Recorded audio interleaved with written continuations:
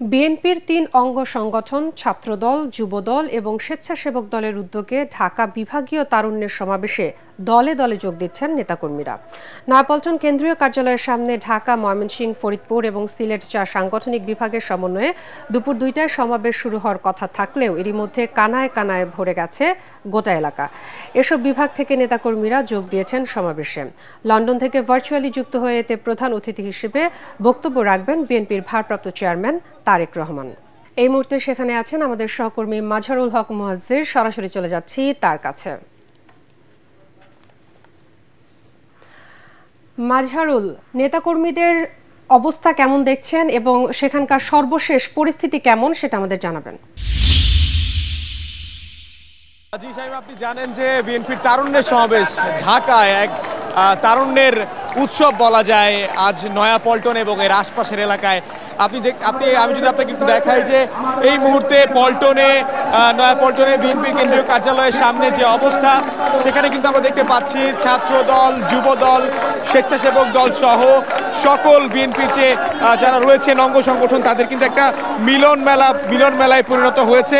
এবং একই সাথে এখানে ঢাকা, সিলেট, কুমিল্লা এবং ময়মনসিংহ, ফরিদপুর অঞ্চলের যারা রয়েছেন ছাত্রদল, স্বেচ্ছাসেবক দল, যুব দলের, তারা কিন্তু এসেছেন এবং সকাল থেকে তারা নয়াপল্টনে আসেন এবং তাদের যে তারুণ্যের যে সমাবেশ, সেই তারুণ্যের সমাবেশকে তারা সফল করতে এখানে এসেছেন। সেই আপনি জানেন যে আজ বিএনপির এই আয়োজন যে তারুণ্যের অধিকার প্রতিষ্ঠা, মূলত আজকে তারা এই স্লোগানটা দিয়েছেন যে তারুণ্যের রাজনৈতিক অধিকার প্রতিষ্ঠার একটি সমাবেশ হতে যাচ্ছে এটি। এবং সেখানে কিন্তু আমরা দলীয় নেতাকর্মী যারা রয়েছেন তাদের পাশাপাশি আমরা দেখতে পেয়েছি যে স্থানীয় পর্যায়ে নেতাকর্মীদের একটা বিপুল অংশগ্রহণ এখানে রয়েছে। এবং শুধু নয়াপল্টনই নয়, নয়াপল্টন থেকে শুরু করে একেবারে এর আশপাশের এলাকায় কিন্তু ছড়িয়ে গেছে এই অবস্থান। এবং আমরা কিন্তু যেটা দেখতে পেয়েছি, আমরা নিজেরাও আসার সময় আমাদের বেগ পেতে হয়েছে।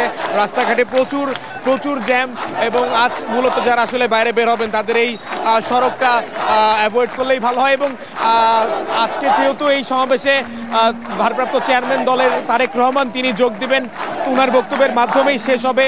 আমরা পুরো সময় জুড়ে রয়েছি, দেখা যাক তারেক রহমান কি বলেন এবং তাদের অবস্থানটা কি হয়। সাইমা, মুহাজির, ধন্যবাদ আপনাকে।